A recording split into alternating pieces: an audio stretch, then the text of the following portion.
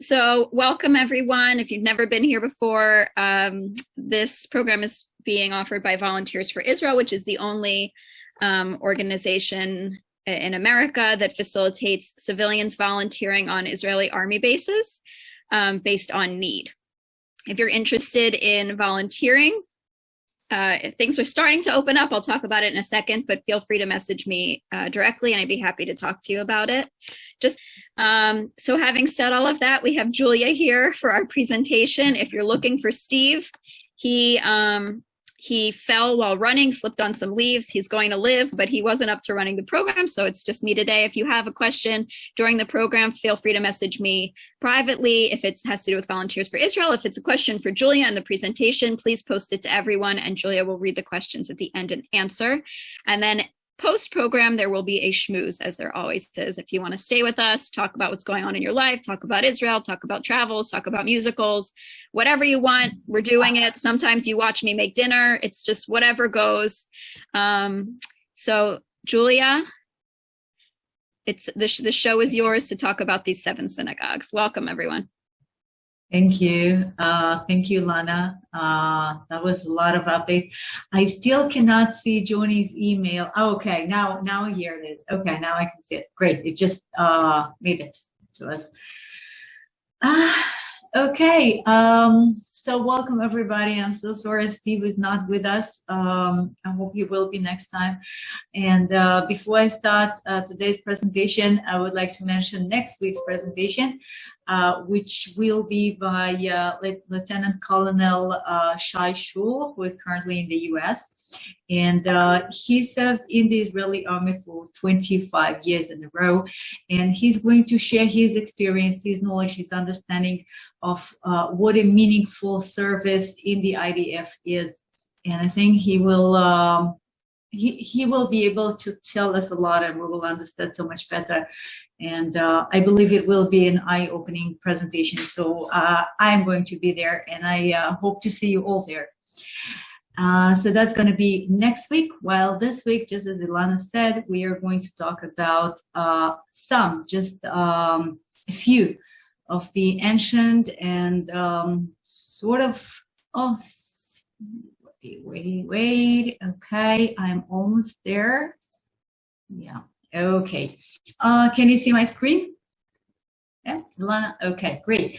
So we are going to talk about a few of the forgotten ancient synagogues. I'm Julia Newman. I'm a tour guide, of course, if you haven't been to my presentations before. And this is a pay-as-you-wish presentation. You have PayPal address, and donations are appreciated. So here on the screen, you can see just a few examples of the things we're going to see and talk about in a minute. So, where do we start? When I started thinking about this topic, this presentation, in a few minutes, I was overwhelmed with the understanding that I have so many synagogues. What you see now is just a fraction of the map of Israel, the Galilee and part of the Golan Heights. And all these dots, don't bother with the names. I'm sure you cannot read those, but just look at the dots. And these dots are the better known ancient synagogues, and this is only the Galilee and part of the Golan Heights. So if we're talking about ancient synagogues in general, archaeological excavations which prove to be synagogues, we're looking at about 200 synagogues, and some would say even more. So how do you choose a few out of the 200? And we have Capernaum, which is amazing and so meaningful. Well, maybe more for Christians, but yet it is a synagogue. We have the beautiful synagogue of Baram, and we have Anim, and we have this beautiful mosaic of Titoa Synagogue, and then we have Eshtemoa and Gamla, and okay, that was almost an endless list. So how should I choose? So I ended up with a list of requirements to the synagogues, which I'm going to talk about. And here you can see what I ended up with. So during this virtual tour presentation, we're going to visit the synagogues, which are ancient, of course, special, off the beaten track, were not visited yet by our program, meaning that, for instance, the beautiful synagogue of Sipori will not be part of the presentation because we've been there, and also because it's so well known. On the other hand, the beautiful synagogue of Baram, well, most people never been there, but that was part of another presentation. So, you know, the list got smaller and smaller, and yet it was way too long. So then I decided to add up the safely accessible, because one of these synagogues, which I think you should have visited, is located in Asamoah, which is a Palestinian town. And therefore it is off limits for Israelis, and I would not say it is very easily really accessible for anyone. And so Asamoah, or ancient Eshtamoah, is not part of the program today. The remains of the synagogue should be visible, because in some cases we have mosaic floors of synagogues. Well, that's for sure, but no remains of the actual synagogues. We have only the floor. So these were excluded as well. And then I still had too many synagogues, and so then just not too many for one presentation. So you can see that quite a few of requirements. And let's see what I ended up. Maybe some would say that, hey, you should have been doing this instead of that. Well, that's possible. Personal taste. So let's start with Caesarea Synagogue, simply because this is the one which is closest to where I live. This oval, this is where I am. This is Moshav Ma'or, okay? And so you can see how close it is. That's about 25-minute drive from where I live. Near Hadera, about halfway between Tel Aviv and Haifa. Beautiful, ancient, very well-known national park, which is called Caesarea. I'm not going to talk about Caesarea during the presentation, even though it definitely deserves it. I'm going to focus on the synagogue only.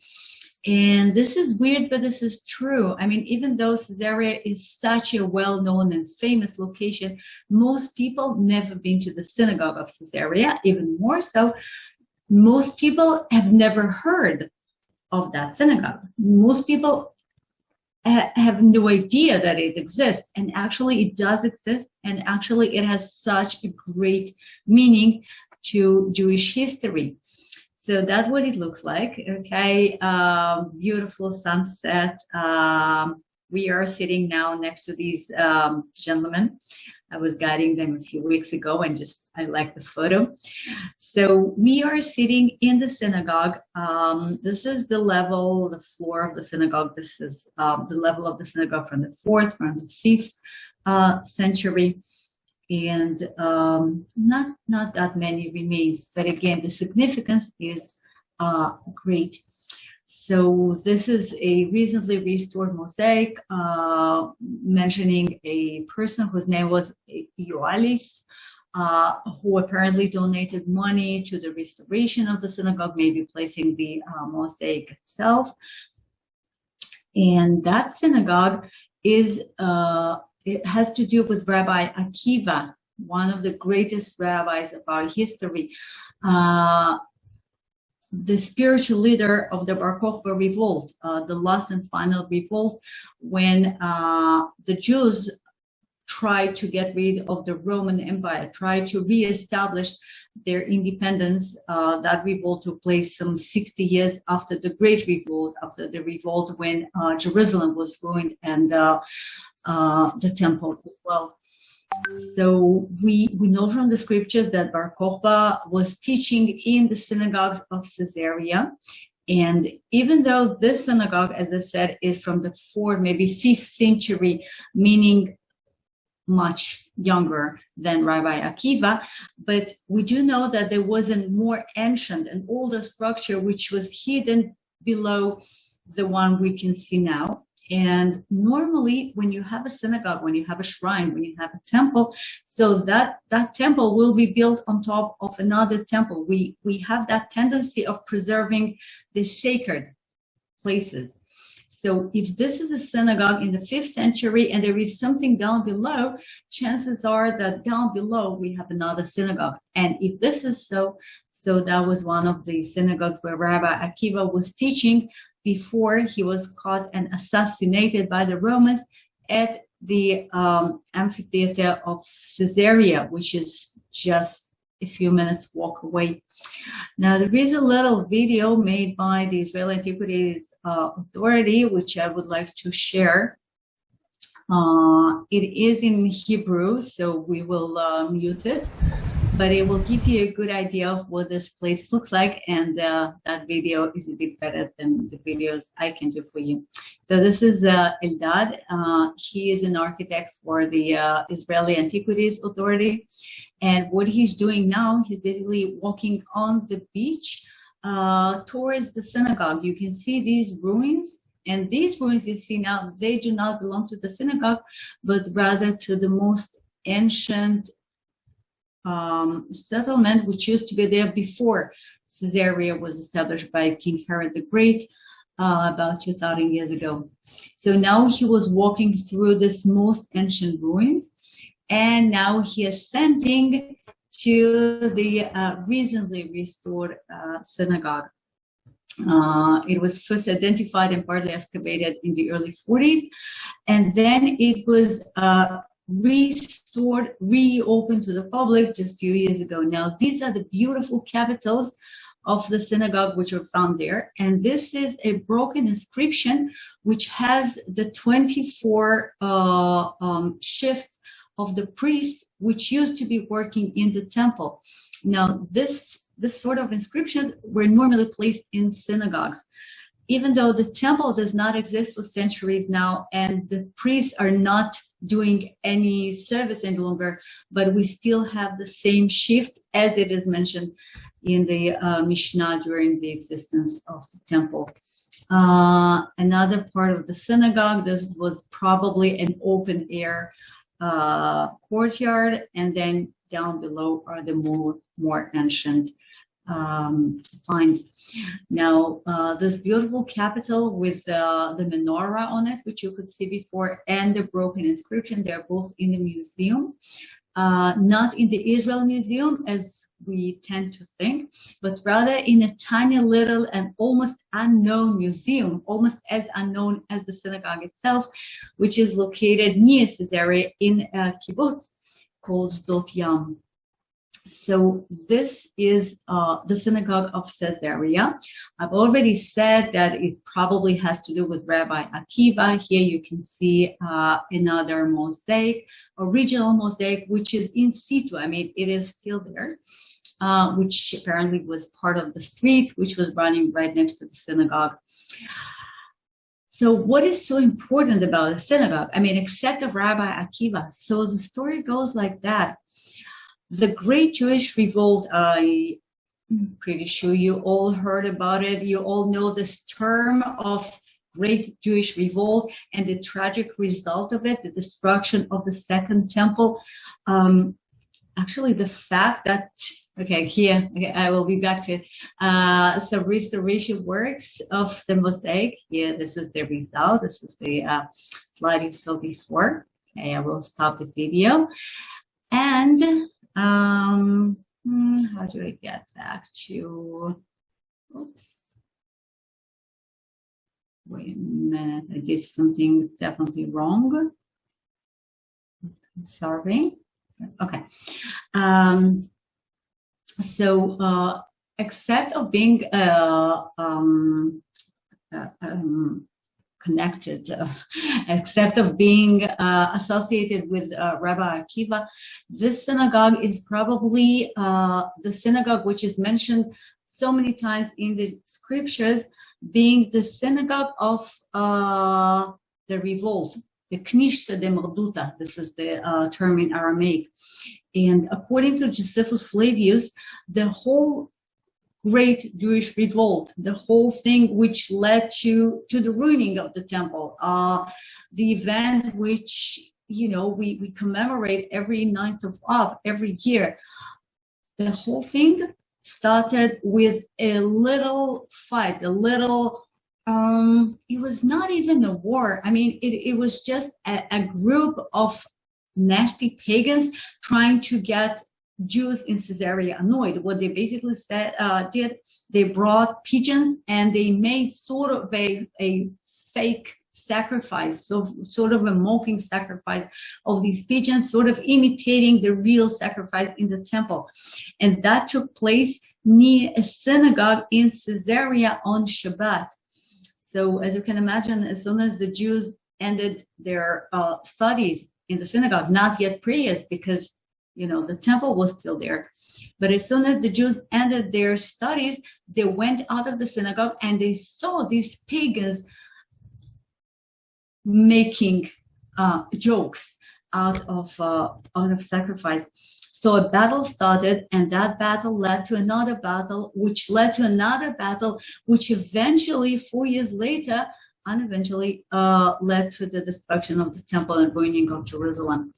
So we are not 100% sure that this is the right location, that this is the synagogue where it all happened, where it all started, but it is possible. And if this is not the synagogue, so it's really, really close to the location, because during this Second Temple period, Caesarea was a tiny little beautiful city. So probably, next time you fast, or not fast, but you commemorate 9th of Av, you remember the destruction of the temple. You even break a glass at a wedding.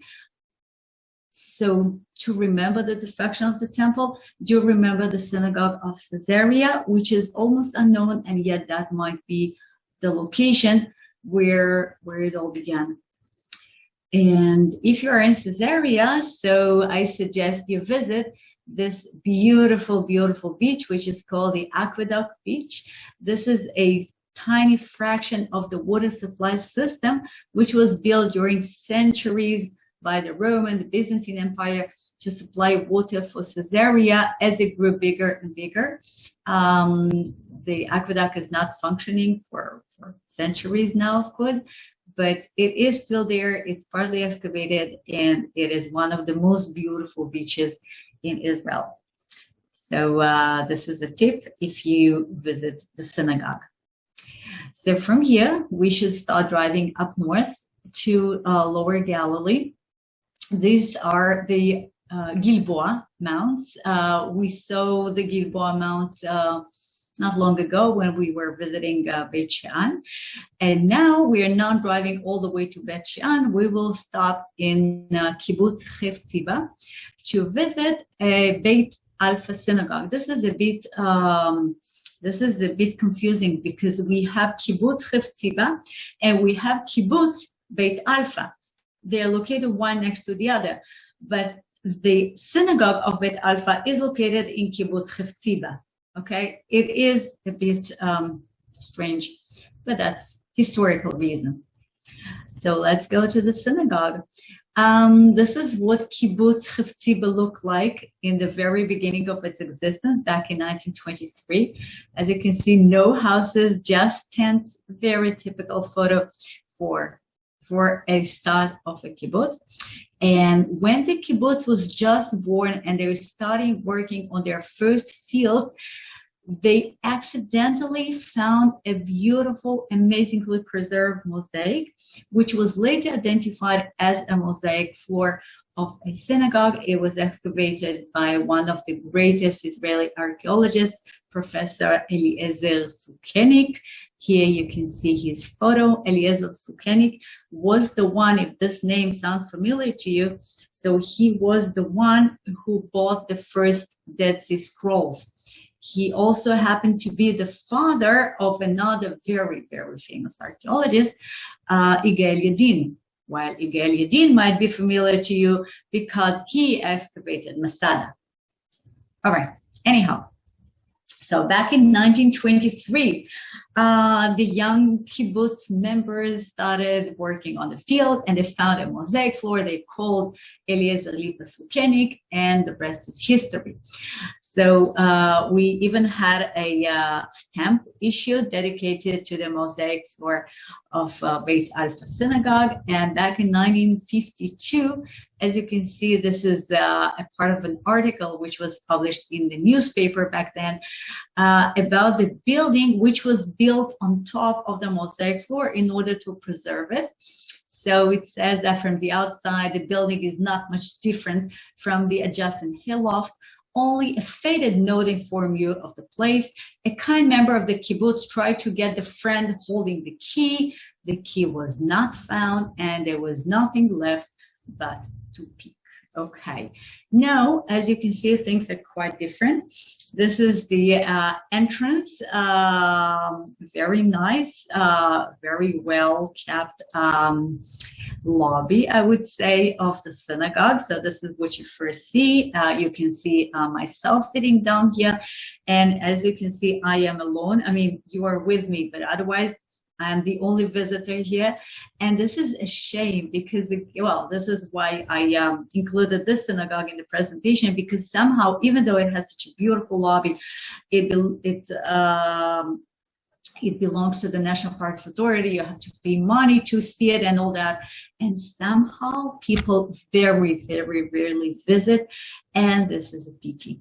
So here we are at the, let's call it a lobby of the synagogue. And in that lobby, we have this model. This is a model of the synagogue as it looked like back in the 5th century. The idea is for you to look at the floor, at the mosaic floor from up above. So this is the tiled roof, and they made this opening in the tiled roof so you can actually see through it. And what you see here is a long and relatively narrow building. This type of a building is called basilica. You can see that it had 2 stories. We still have this disagreement among the archaeologists whether there was an Ezrat Nashim. You know, in modern day synagogue, second floor would be normally dedicated to the women, while the lower part will be obviously dedicated to men. But we don't have a mentioning which will be totally clear about the separation between men and women in ancient synagogues. That might sound weird, but we don't have it. I mean, we do have something which is called Ezrat Nashim in the temple, yes, but Ezrat Nashim was not exclusively for women. Ezrat Nashim, which means the women part, the women's section, was open to men and women, while the other part was for men only, okay? But in the temple, there was no place for just women, and we're not sure there was a part for just women in these ancient synagogues. Maybe it was just 2 floors, you know, when there were too many people. Okay, anyhow, we had 2 stories, and we had the mosaic floor, which covered the lower floor of the synagogue. And then after the lobby and after we got the ticket, we enter the closed and sealed and dark room. No windows to preserve the mosaic better. And here you can see the foundations of the pillars, and you can see the mosaic. Okay, I realize that you cannot see too much, so we will take a better look in a minute. But maybe you can already see that here at the right-hand side of the mosaic, right-hand side means south, okay? In other words, towards the direction of Jerusalem, you may be able to see a menorah, okay? There is one menorah. Can you see it? Nice, yeah, okay. So there is one menorah, and then there is a second menorah, and then in between there is something which might look like a house drawn by a kid, which definitely represents the temple. Okay, now let's take a better look. Now we are facing the same mosaic, but from a different angle. I mean, now we are standing in the north, and we are looking south. So once again, these are the menorahs, and this is the temple. And then up here, we can see an elevated platform, which was definitely used for the Holy Ark. And closer to us, you can see the two inscriptions. One is in Greek language. The upper one is in Greek, and it says Marianos and his son Hanina did this work. So we know exactly who are the artists. And the lower inscription is in Aramaic, and it says, this mosaic was set in the reign of King Justin in the sale price of 100 se'im of wheat.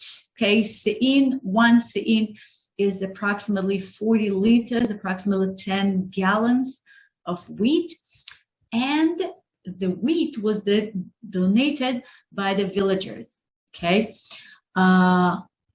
Now, we don't really know how much money that was, but probably, it was not a city, it was not a town, it was a farming community, it was a village, and apparently they did not have that much money. I mean, they paid as much as they could, but they could not afford, the top level artists. They could afford what they could afford. So they could afford Marianos and his son Hanina. So let's take a look at their work. Okay, this is the central part of the mosaic floor. We have a circle, which is quite common, and in that circle, we see the 12 signs of Zodiac. Okay, we can even read what it says. Okay, this weird thing is Sartan, which is Cancer, and this is Teomim, which are Gemini, of course. Now, this is a very long-legged cat, really weird-looking cat, and that says Aryeh. Now, it is not correctly spelled. Obviously, the person who spelled Aryeh, the lion, Leo, did not know how to spell it in Hebrew. So probably somebody gave him a note, this is what you read, and he made a mistake. Anyhow, the 12 signs of Zodiac, this is not very surprising. This is quite common. Okay, we can live it. But see what we have in the center? In the center, we have a human face with something which looks like, I don't know, spikes, maybe a crown. It's not very clear. And then we have 4 creatures, 2 on both sides. Can you guess what these are? I mean, this is really hard to tell. These could be monsters. But these are actually horses. It doesn't look like horses, right? It's really hard to believe. So let's compare these creatures and this weird-looking person with this guy here on the left. Okay? This is the same idea. We have a human face. We have something which are actually rays of light, which are actually torches. And then we have one hand is raised and the other hand has the globe. So this is Helios. This is the sun god, the Greek pagan god. And this is part of the amazing mosaic, which is found in the synagogue in Tzipori. Okay, so Tzipori was a large town, a prosperous town. It was almost the capital of the Galilee at the time. So they could afford a better artist. But Beit Alfa, they could not afford better than this. But they really wanted to be like Tzipori. So this is what we got. How come we have Helios, a pagan god, in the floor of a synagogue? This is a totally different discussion, but there is a lot to tell, for different archaeologists, scholars. We have different theories, but this is a fact. In so many synagogues, we have signs of Zodiac and pagan gods.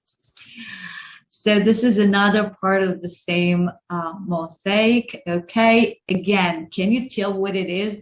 That looks like a child trying to draw something really complicated. Any guesses? What is it? What do we see here? This is a biblical story we all know, a fundamental one. Any suggestions?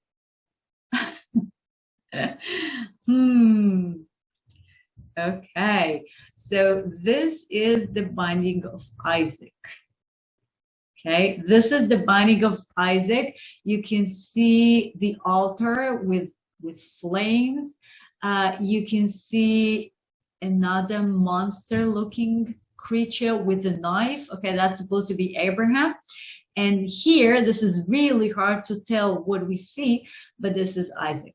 Since probably even the artists realized that that will be very difficult to understand, so they added names. Here we see Isaac, Yitzchak, and here we see Avraham. Okay, that's Abraham. And here it says Al Tishlach. Don't send your hand to the boy. And here, Vehine, Ayal. Okay, this is the ram. Does it look like a ram? I'm not sure, but fortunately, they wrote it down specifically. And finally, right above the ram, you see something like a black, circle maybe, and then something totally unclear coming out of it. What is it? Well, that's the hand of God. Okay, so this is a very nice and funny example of a 5th century synagogue. The mosaic survived completely, which doesn't normally happen, and we see, Chanina and Marianos, and they were trying their best, but they were not very, very gifted, and this is why they made the synagogue here and not in Tzipoli. By the way, we have their names in another mosaic which was found in Beit She'an, and in Beit She'an the mosaic is much better. So they're either learned or maybe they were just, they were not supposed to be the artists. They were just working with the artists, and then they were paid to make a mosaic, and that's the best they could do. So when you visit Beit Alfa in reality, so you watch a little movie, that's how it starts. And in that movie, they tell you a story, which is totally, imagination, but it tells you the story of the simple villagers who wanted to have a mosaic floor, and they were looking for artists, and they found Chanina, and they made a mosaic for them. So it's a really nice movie to watch. And finally, if you are in Beit Alfa, so I suggest you visit the Sachne, also known as Gan HaShlosha. It has 2 names. And it's just a beautiful park. It has a natural spring, which is moderate temperature year round, and you can swim in it, and it's just a beautiful place for family camping or swimming, and beautiful. So this is the suggestion. From here, we are driving up north to Merot Synagogue. As you can see, we proceed up north to Khirbet Merot, or Merut, which is up north from the Sea of Galilee. It's about 2 miles, about 2 miles east, 2 miles west from Tel Chatzor. And the best way to get there is this way. As you can see on the photo, this is my pickup, and this is my friend's daughter. And this is the best way to get to Merot Synagogue, because it's so off the beaten track, so it's even difficult to get there by a private car. It is possible, but pickup is much, much better. So here we are. That photo was taken 4 years ago. You can see this nice looking fence. You can see that it's sort of greenish, it's not this season. And you can see the synagogue and the surrounding wall of it. That was 4 years ago. While this photo was taken last spring. So the fence is gone. You see, 4 years ago there was a fence. Now there is no fence. Fortunately, the ruins are still here. And the thing is that I don't know why, but neither National Parks Authority nor the Israel Antiquities Authority actually take responsibility for the site. So fortunately, it is difficult to get to, and it is located in a fire zone. So most of the time, nobody gets there. It's open only on Shabbat. So the place survived, but I hope it will not be damaged because nobody cares about it, even though it's so beautiful. So this is the synagogue, and this is the stone which used to be right above the entrance. If you look really carefully, you can see that there is an inscription at the bottom. We have something which is look like maybe a crown, maybe I don't know, some decoration, while on both sides there was definitely something, and then it was erased. This is believed to be vultures, a very typical decoration motif. And the fact that they were erased, it's probably because this place, at some point, the Jewish village of Merot, at some point was replaced by a Muslim village, which existed till 1948. And as you probably know, Muslims are sort of allergic. I mean, the Muslim religion does not allow using of any images. I mean, they keep the second commandment to its extreme. So it seems like that stone was found by the villagers, and the vultures were erased. Now the inscription at the bottom, it's really impossible to read it from here. So that's what it says. It says, blessed you are when you enter, and blessed you are when you go out. And this is the quote from the book of Deuteronomy, which is something we still use in our daily life, in our daily language. So that was found here. It is located in the Israel Museum now. And another very interesting artifact which was found here on the floor right next to the entrance is this one. This is a tiny little piece of metal sheet, and that includes 24 sentences, 24 lanes, and the whole thing is a prayer of a person who, it seems like he was the chief, the ruler of this village, and he asks from God to become as mighty, and so his power will be as endless as the power of God himself. That's what this person asked from God. And I don't know if God helped him or not, but this prayer was found. Another look, this photo was taken just a few days ago. So this is what these ruins look like currently. You see the bushes, you see that, well, nobody cares about it. And here at the bottom, you can see an opening. Okay, we will be back to the opening. Another photo. This sign here, it's almost impossible to read because, you know, so much radiation during the summers. But it says, this is an archaeological site. Please take care of it. So unfortunately, nobody really cares. This is a beautiful mosaic floor which was found there. It was taken away to the museum, and then the mosaic was replaced by school children from Chatzor Gilit, which is a nearby town.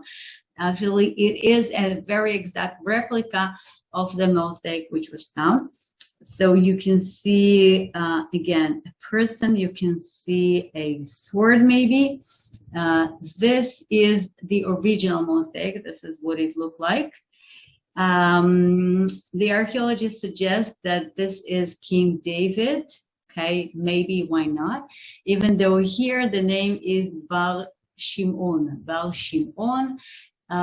We don't know who Bar Shimon was, but maybe this is the person who donated the money for the synagogue, or maybe that was the artist himself. And once again, you can see that part of the face is erased, probably for the same reason. And this is us. Okay, this is myself looking at the mosaic, and Sharona, and Efrat. Hi, Nili. And Efrat Galnour, a friend of mine, she's an artist. You've seen some of her works when we toured the Gaza Strip. And my husband, Ido. Okay, we all tour Merot Synagogue as a preparation tour for today. The same opening I've mentioned before. This is a mikveh, very typical situation when you have a mikveh in the synagogue or right next to the synagogue, so you will be pure before you enter the holy place, and a water cistern.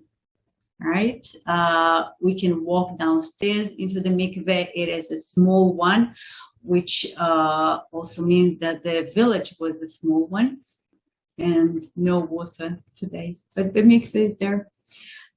This was probably a Beit Midrash attached to the synagogue, and another mosaic floor which was found there, another replica of the mosaic floor because the mosaic is in a museum.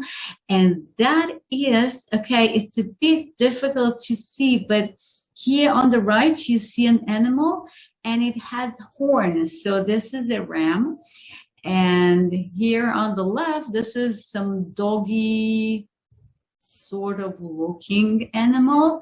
So this is probably the wolf will live with the lamb from the book of Isaiah, which is one of these blessings, one of these wishes we still use today. And this is where they found the treasure, almost 500 coins, about half of them made of gold, one of the largest, the most precious, in terms of money, treasures ever found in synagogues. And these coins, except of 3, they all belong to the Byzantine period, which means that this is when the synagogue was primarily used. Now, one of the interesting things about the synagogue in Merot is that apparently Merot was populated by Jews during about 1,200 years in a row. You know, we normally talk about ancient presence, and then we have a gap, and then we have revolt, and then it was left, and then, we do normally have gaps. But as it seems in Merot, Jews lived here starting from the Hasmonean period, and they left until the end of the Crusader period, maybe into the Mamluk period. So over 2,000 years of constant Jewish presence, and then they left. We don't know exactly why, we don't know what happened, but we do know that this place was described as a ruined town, and then it was repopulated by Arab Muslims, and there was an Arab Muslim village till 1948. Okay, now we have, again, ruins only. Another look, some more ruins. You can see here that was an arch which collapsed, probably due to one of the earthquakes. Yeah, something similar we saw in Beit She'an. And this is a stone which is right there, right next to the synagogue, with these little openings. Again, we have stones with such openings, such little holes all over Israel. And this is probably a very popular game, which used to be popular. Well, we found those all over, and it is still popular. I don't know if you ever played it. It's called Mankala, and it is originally an African game, but it is played all over. I mean, I've seen Mankala in Sweden, in South Africa, in Saudi, in the Emirates, Seychelles, you name it. I mean, it's really all over the world, and this is one of the most ancient games which is still played. So Merot is no exception. This place is facing the Hula Valley and the Golan Heights, so the view is just beautiful. This is the Hula Valley down here with the Hula Reserve, where now there are thousands of cranes. And as I said before, it is located inside a fire zone. So when you finally make it to the ancient synagogue, so you see a tank, okay, which is a non-functioning one, but it's right next to a base. And it is so weird, you're looking at things which were holy hundreds of years ago, and then you can see the tank, and then this combination. When I saw the tank, I I was thinking of you guys, seriously. I was thinking about this VFI project when you were volunteering on a base and then you were volunteering in archaeological dig, and things are so much connected, and we still have to fight. I don't know, it was sort of a philosophical thinking. So if you are in Merot, I suggest you visit, but only if you're not claustrophobic. Remember the Alma Cave, one of the deepest caves we have in Israel, stalactite caves. You can get down there into the ground through a naturally occurred vertical tunnel for 300 feet. You don't crawl, but it's quite narrow, and sometimes you have bigger holes, and I've never been there. I am claustrophobic, so I was waiting for all of them up there. I had a beautiful time, and they enjoyed the cave. So once again, you can see Efrat and Sharona and my husband. So if you like what is it called? Spelunking? I think it's called, spelunking. Stalactite. No. The exploring of caves. There is a word for it. I think it is spelunking. So anyhow, if you like exploring caves, and if you're not afraid of darkness, and if you're okay with having like hundreds of tons of rocks above you, so this is the place for you. Okay, Alma Cave. And from here, we will be driving down south all the way to the southern part of Hebron Mount. You can see that here we are. Okay, this is Susya, and we are a bit southwest from En Gedi. This is another beautiful and rarely visited synagogue. Okay, this is what the visitor center looks during the day, and during the night they have events and celebrations and weddings there. It's so pretty. Ancient Susya. Let's take another look. Let's use YouTube once again for about 30 seconds. וורן באפט קורא בין 5 ל-6 שעות בכל יום. כשנשאל על סוד ההצלחה שלו, הוא הצביע על מדף הספרים בחדר. That was about Warren Buffett. Okay.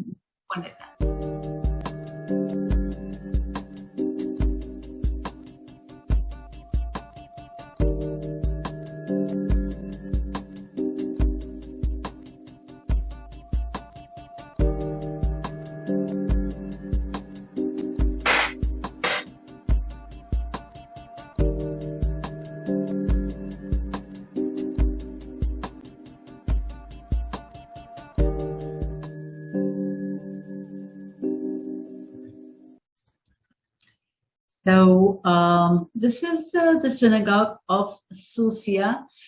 It was partly restored, but most of it is original. You can see these beautiful arches.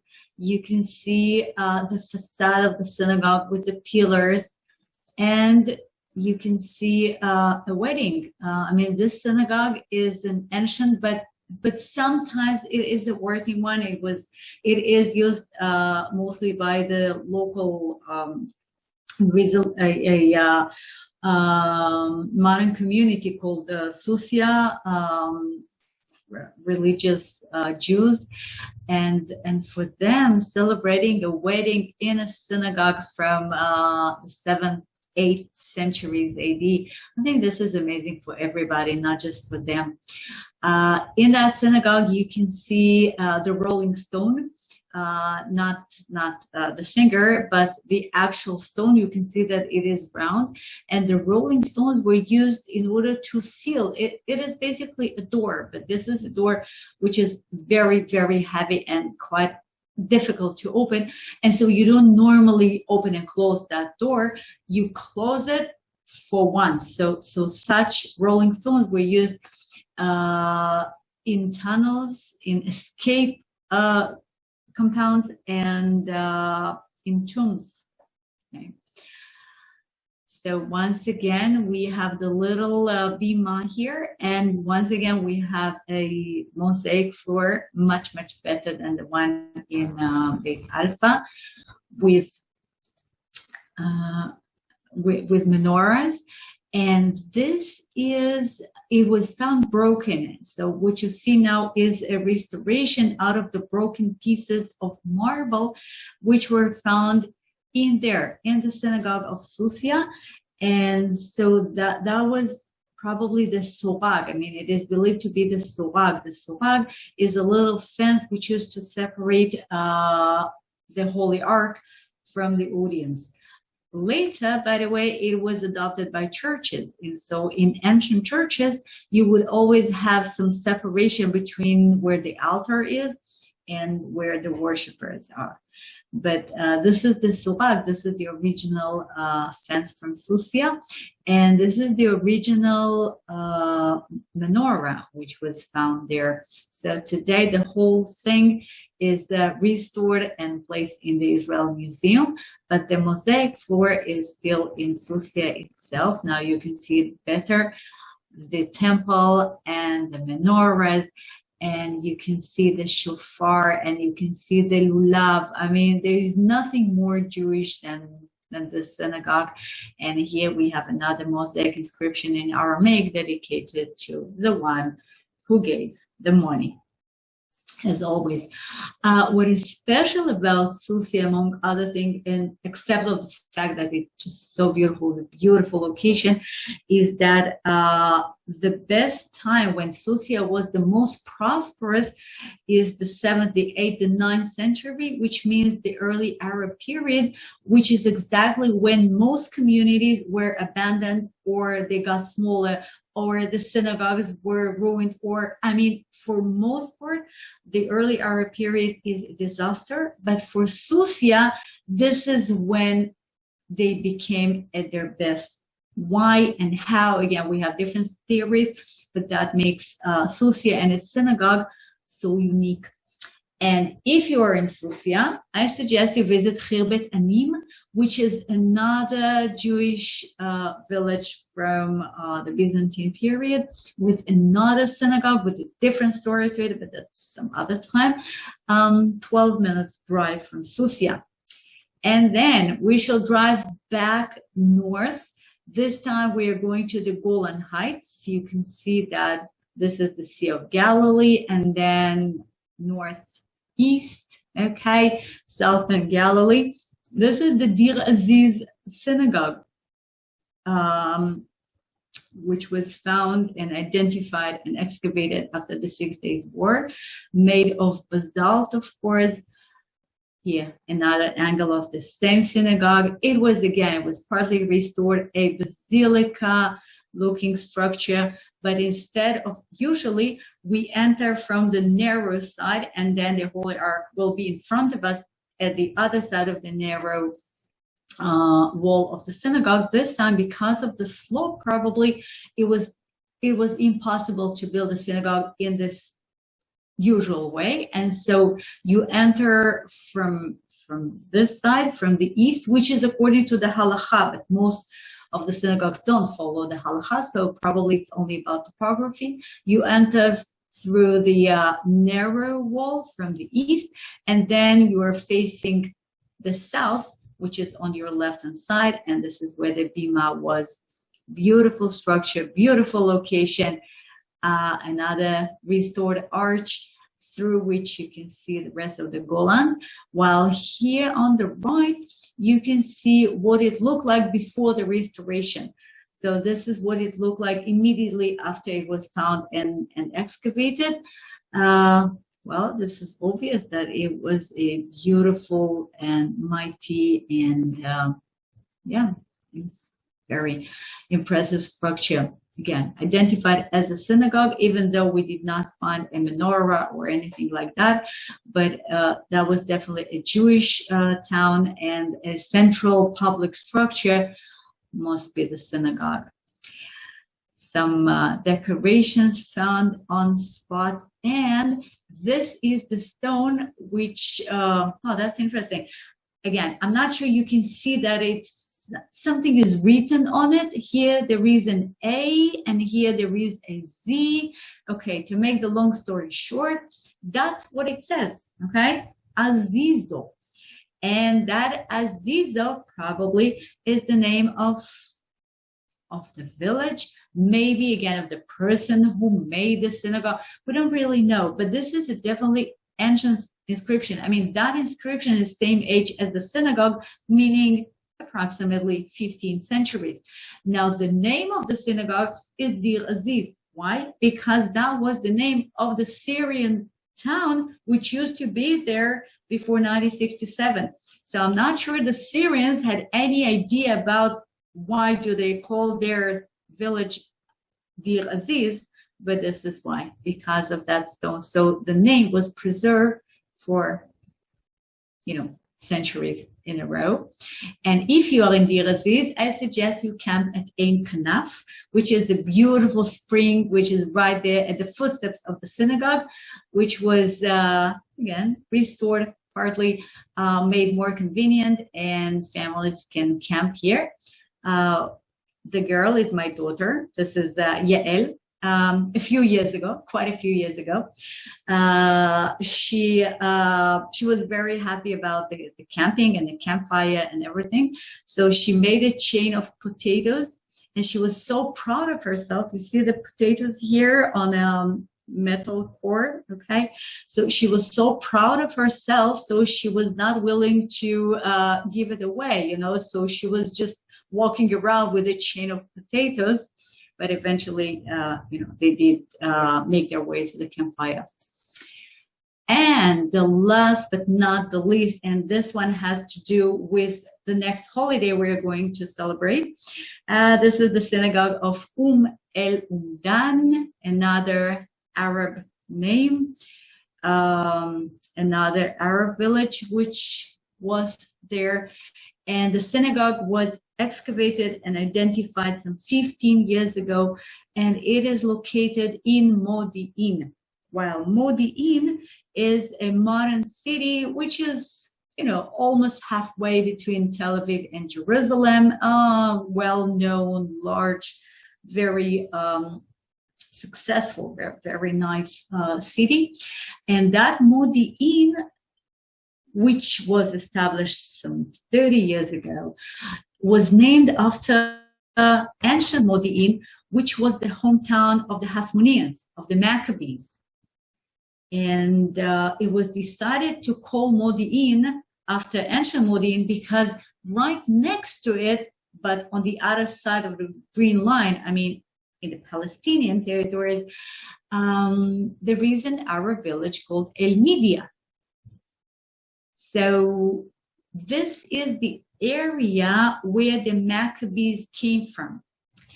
So 15 years ago, when this synagogue was excavated, the archaeologist, Yarden Alexander, she was so excited. Hey, I found the synagogue of the Maccabees. And she was not the only one who was excited. So they built a huge parking lot, as you can see here. This car belongs to me, and this is the only car here. So this place is not so, they were expected more visitors, even though every Hanukkah they have tours there, and then more people come. So from the parking lot, you walk just a short path, and you can see a fig tree. Fig tree means water, and yes, indeed, there is a large water system right next to the fig tree. And you can see a tiny little crushing floor, an evidence of wine production, which is still around there, around Modi'in, on your way to Jerusalem, a mosaic floor of the crushing floor. Yeah, wine was made here for Kiddush. And then we make it to the synagogue. Another look. Okay, here it is. Another public structure, very simple, no mosaics, no inscriptions, no menorah, but it is a Jewish town. It is a public building, and right next to it, there is a mikveh. So that's what it looked like. Okay, this is the reconstruction of the synagogue. And the great question, is this the synagogue of the Maccabees? We don't really know, but this is possible because maybe this is Modi'in, even though, again, there is no proof. But what we can say is that this synagogue is one of the most ancient synagogues ever found. I mean, this synagogue was there when the Maccabees started fighting. So we are talking about a synagogue from the 2nd century BCE, and we have only another synagogue from the same period of time, from the time of the Maccabees, and this is the synagogue in Jericho. So, even if this is not the true synagogue of the Maccabees, but this is definitely a very, very special synagogue. And, well, this is another angle. Okay, this is the same synagogue, and here another opening. And as you already know, that opening is here, let's get closer. What is it? This is a mikveh. Okay, this is a mikveh. And again, that definitely makes sense to find a mikveh right next to a synagogue. And finally, if you are in El Umdan, so I suggest you visit the Titoa Hill, which is a little hill just next to the shopping mall of Modi'in, right in the center of the city.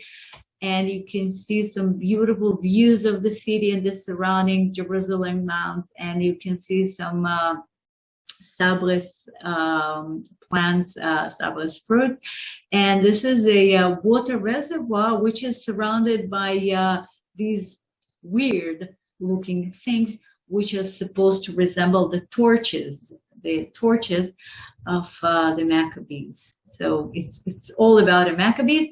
And other archaeologists suggest that actually this place, which has some archaeological finds as well, this is the real Modi'in and not the one I told you before, which is El Umdan. But anyhow, we're talking about some 4-minute drive in between. So either way, and both are in modern Modi'in. So thank you for joining me, and I hope you enjoyed this brief tour of the ancient synagogues, and donations are appreciated. Thank you. Thank you so much, Julia. That was awesome. I don't know how you just picked 7 places, but I feel like you have a ton more that you could.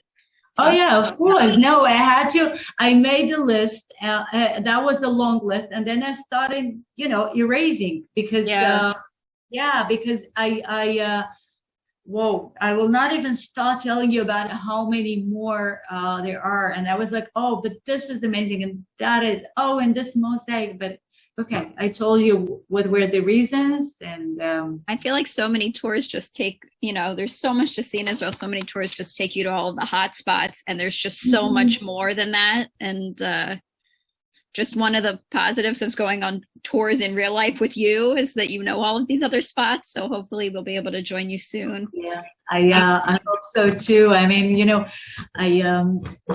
it's nice making the presentations, but it is so much nicer to actually, be there and see and smell the stick. Yeah. Okay. All right. That was wonderful. The questions. Great. Thank you.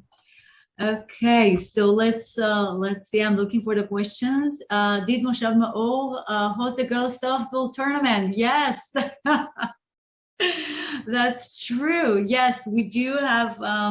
Actually, there are very, very few fields. Better to say 2 softball fields in the central part of Israel. One is in Kfar Baptistim, which is not far from Tel Aviv, and the other one is in Maor. So yes, we were hosting the softball games of Maccabia.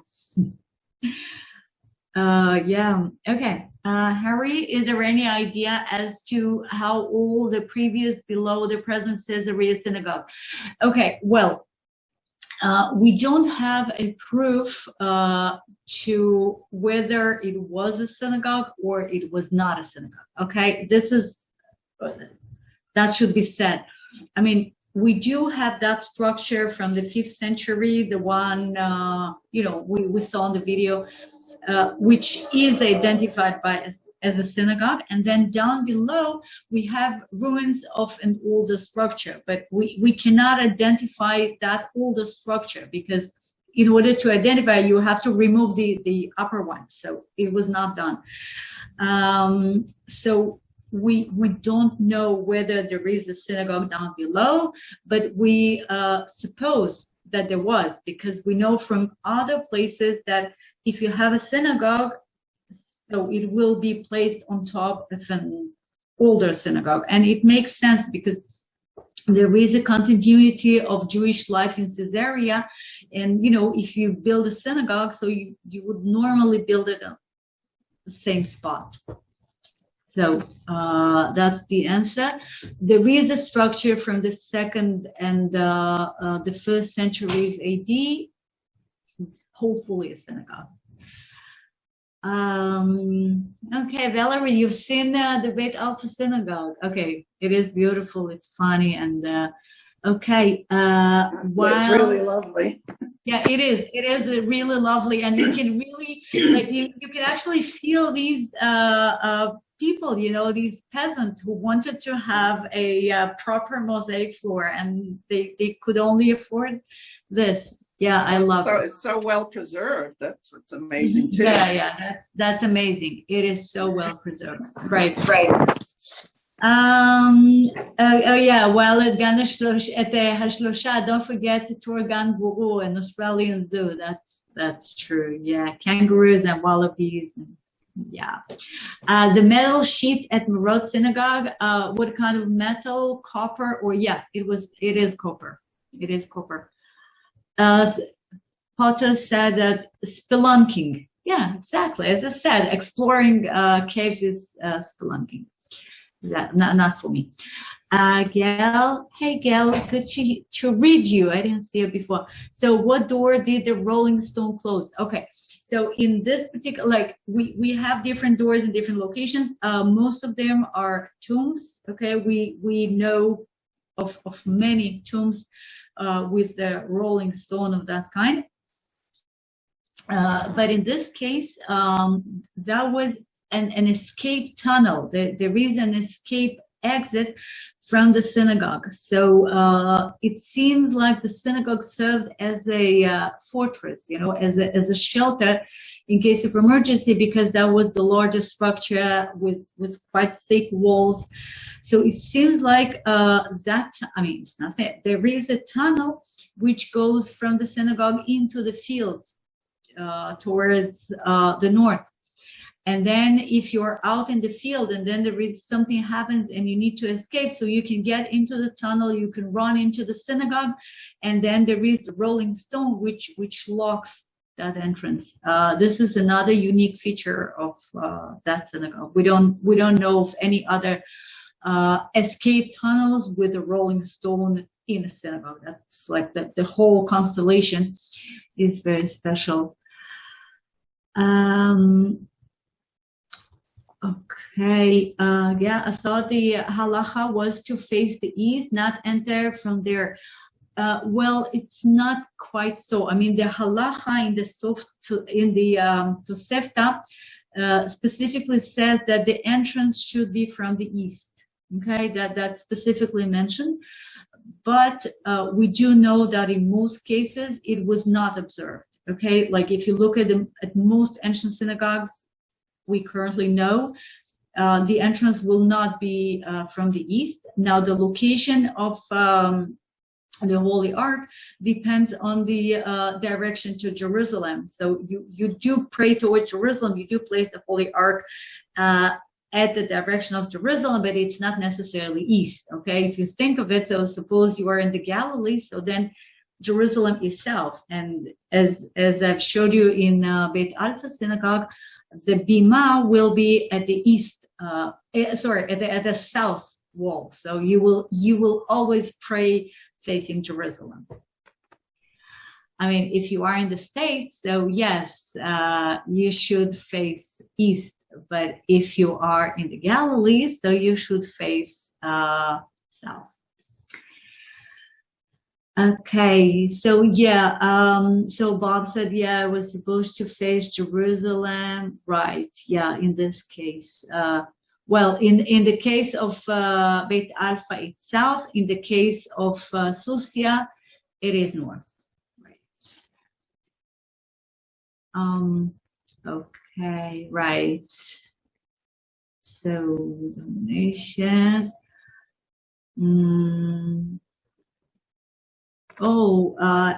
Annie wrote that we got the UK time incorrect. We did put the time that it's in the US, so that should have explained depending on where you are. And that's not the time in the UK. It's hard when there's time changes. You just have to I know get time in the US. So we're sorry about that. I think she left.